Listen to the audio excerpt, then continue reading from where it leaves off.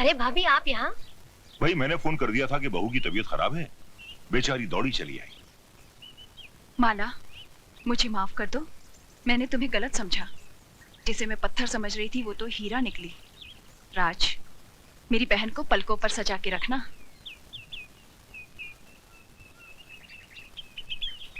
आप लोग बैठिए, मैं चाय बना कर लाती हूँ।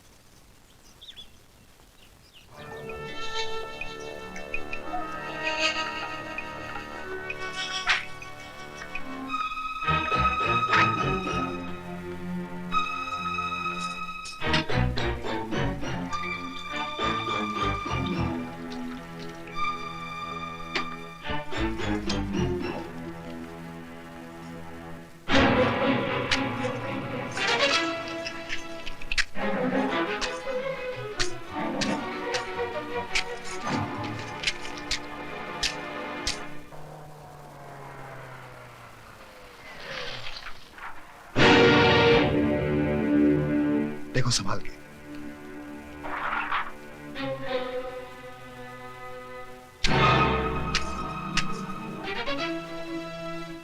अरे दीदी, तुम यहाँ कैसे?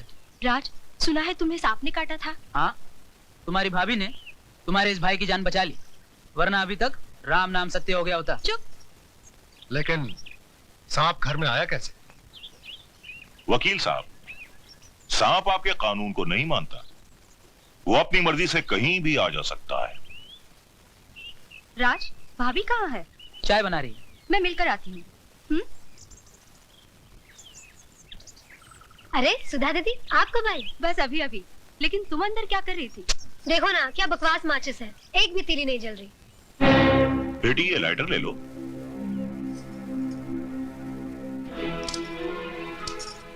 माला, दे दो ये लाइटर मुझे, ये तुमसे नहीं जलेगा। तुम जाकर बैठो, चाय मैं बना कर लाती हूँ।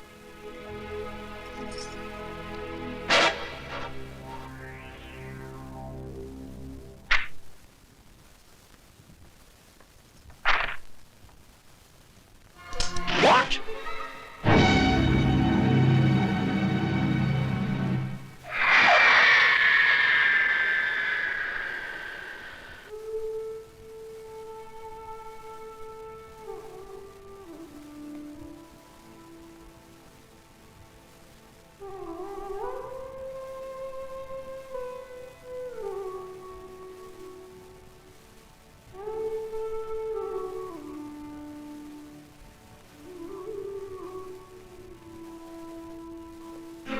हमारी तो पूरी कोशिश थी कि इस तस्वीर की जगह माला की तस्वीर हो, पर वो हरामजादी न जाने कौन सा अमृत पीकर आई है कि मरने का नाम ही नहीं लेती।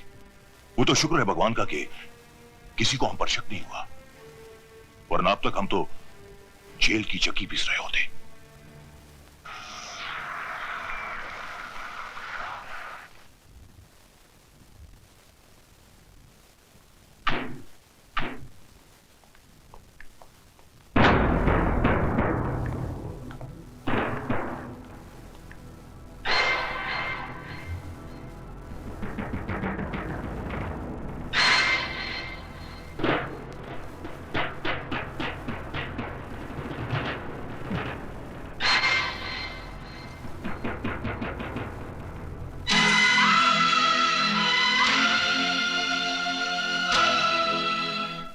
क्यों गए बरखुरदार? अपनी महबूबा का दामन थामे हुए आगे बढ़िए।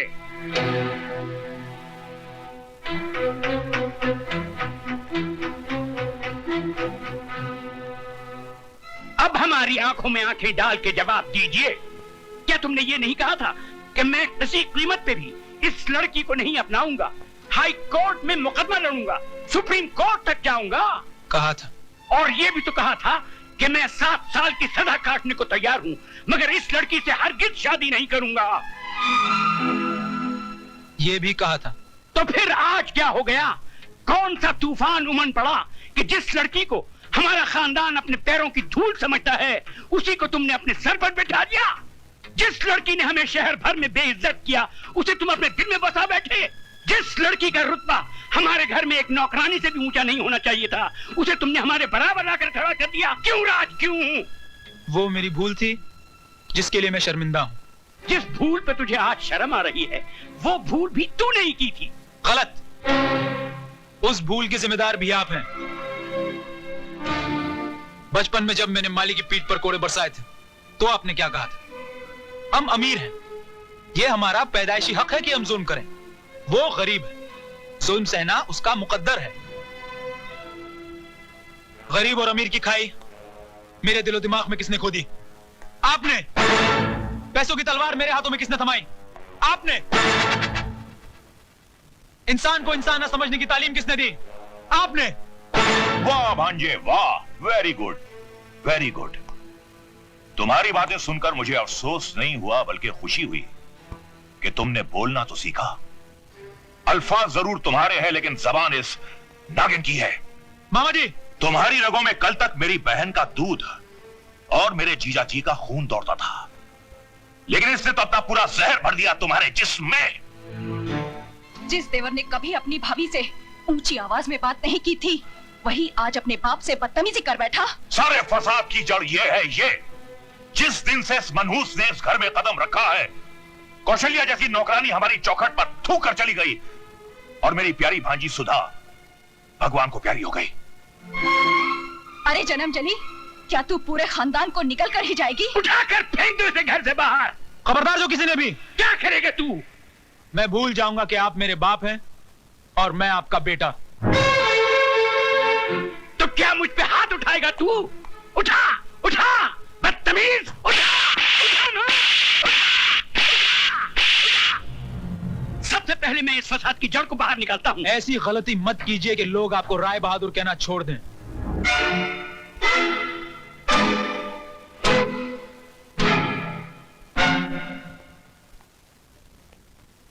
चलिए अब हम यहाँ नहीं रहेंगे।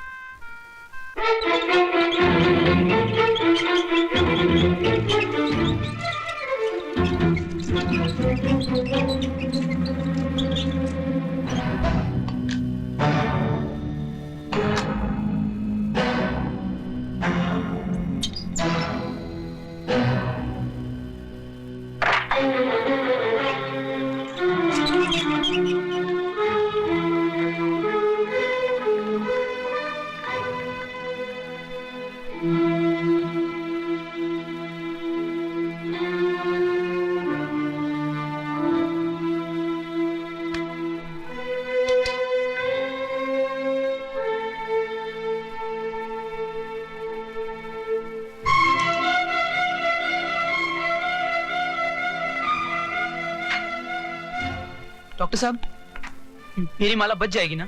उसकी हालत बहुत नाजुक है, अभी कुछ कहा नहीं जा सकता, but we are trying.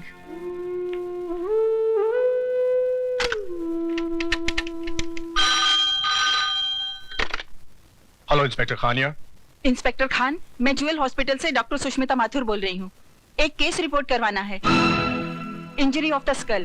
Case बहुत सीरियस है। किसको चोट लगी है? मशहूर इंडस्ट्रियलिस्ट राय बहादुर जी की बहू माला को। माला को? जी हाँ।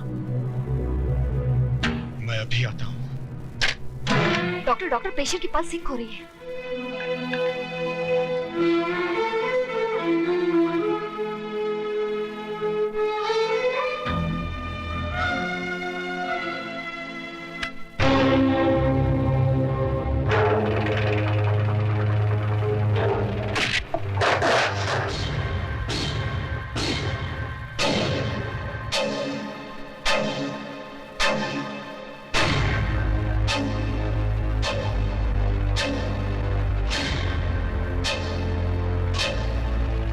मेरी माला के हत्यारों, वो तो मर गई, अब तुम भी जिंदा नहीं रहोगे। राज, माला कैसी है?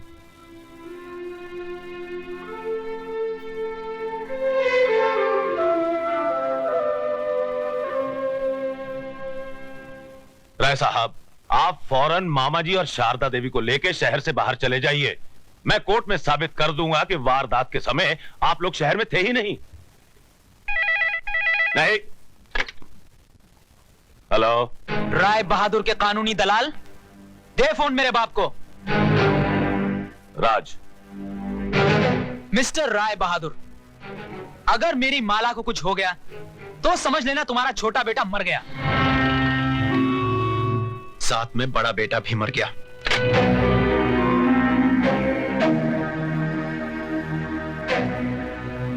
बाबूजी, क्या हुआ? जीजा जी कुछ बोलते क्यों नहीं?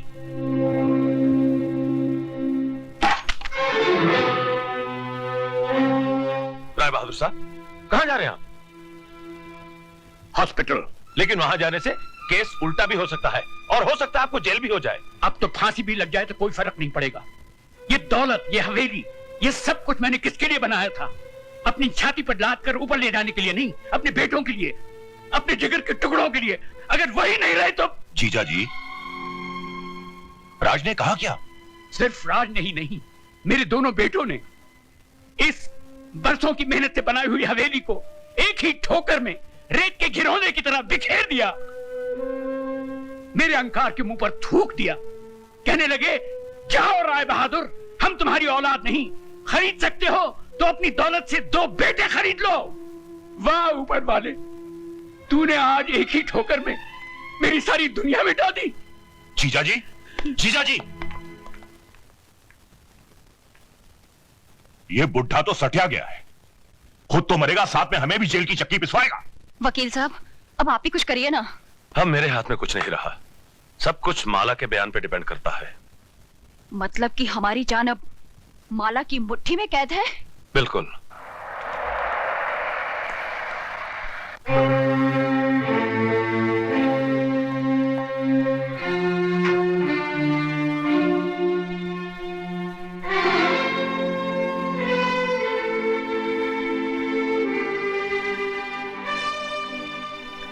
डॉक्टर, कैसी है मेरी बहू? अभी कुछ नहीं कहा जा सकता, शायद ऑपरेशन करना पड़े। तो कीजिए, दुनिया के बड़े से बड़े डॉक्टर सर्जन को बुलाइए, जितने पैसे लगे लगा दीजिए। देखिए, हम पूरी कोशिश कर रहे हैं। सिर्फ कोशिश नहीं डॉक्टर, मुझे मेरी बहू चाहिए। मैं आपके पांव पड़ता हूँ, मैं आपसे भीख मांगता हूँ। राय बहादुर दौलत के बगैर जी सकता है, मगर औलाद के बगैर बिल्कुल नहीं। डैडी, प्लीज संभालिए अपने आप को।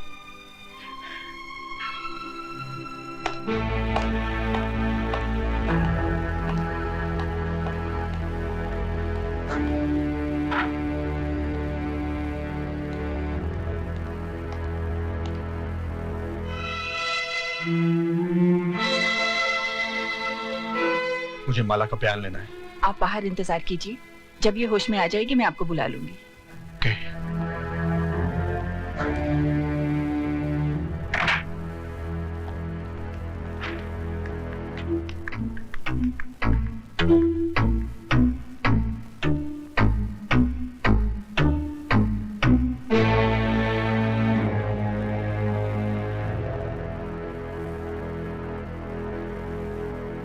इंस्पेक्टर साहब, मैं अपना बयान देना चाहता हूं। आज सुबह सुबह मेरा और माला का झगड़ा हुआ और गुस्से में आके मैंने उसके सर पर। इंस्पेक्टर साहब, गुनहगार ये नहीं, मैं हूँ। ये आप लोग क्या? तुम चुप रहो जी। दोनों फांसी पर खुद ही चढ़ते हैं तो चढ़ जाने दीजिए। इनके मरते ही करोड़ों की दौलत हमारी हो जाएगी।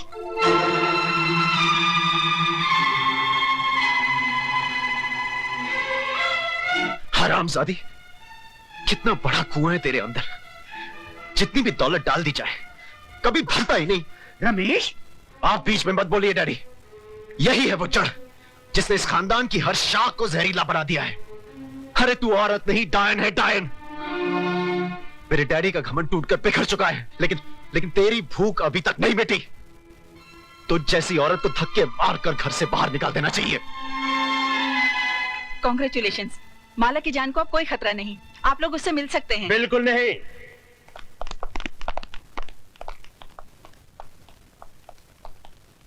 जब तक इंस्पेक्टर खान माला का बयान नहीं ले लेता, आप लोगों में से किसी को भी अंदर जाने की इजाजत नहीं है।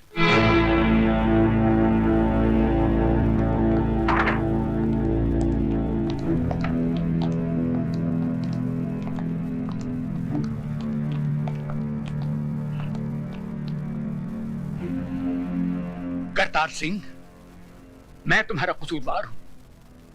जो सजा चाहो दे दो।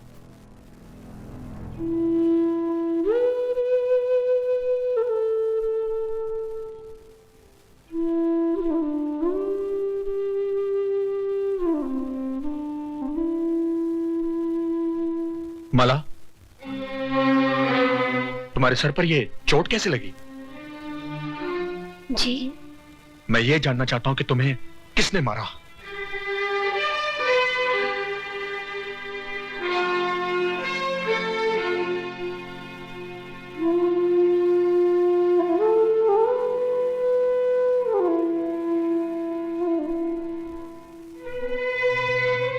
इंस्पेक्टर साहब, मुझे किसी ने नहीं मारा।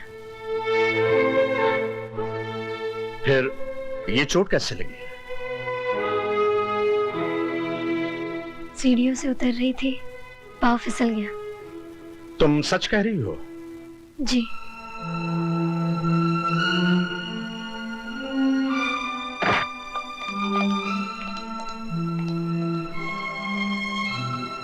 माला का कहना है कि पांव फिसल जाने से उसे चोट लगी है, इसलिए अब कानून को किसी पर कोई शुबा नहीं।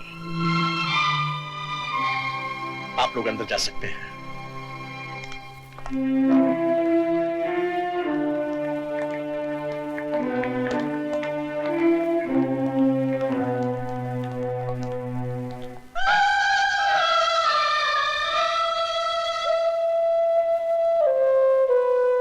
माला, मुझे माफ कर दो बहन। ऐसा मत कहो। एक औरत से उसका सुहाग छीनने की जो मैंने गुस्ताखी की है, वो तो माफी के काबिल भी नहीं है। गलती इंसान ही करता है, भगवान नहीं।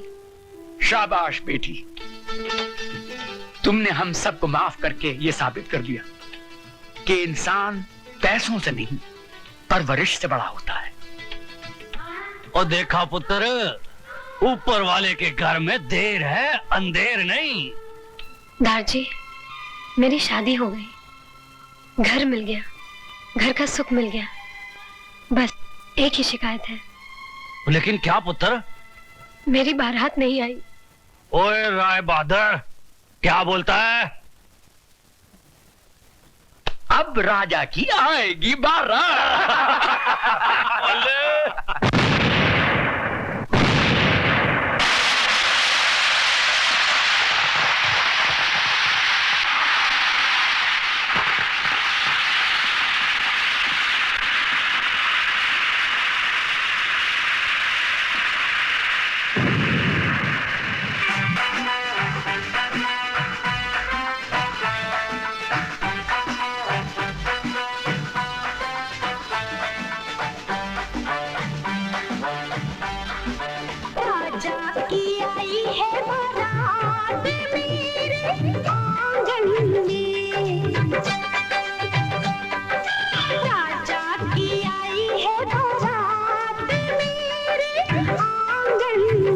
मैं तो नाचूं हिला के रुमाल